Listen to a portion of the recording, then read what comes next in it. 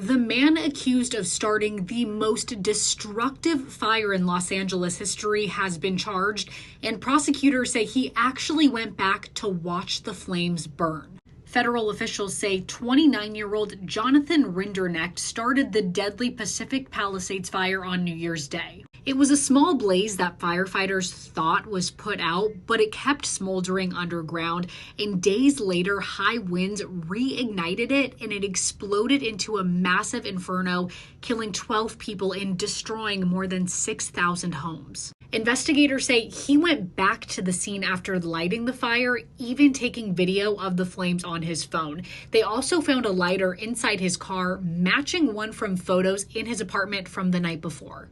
Officials say he even asked ChatGPT if a cigarette could start a fire.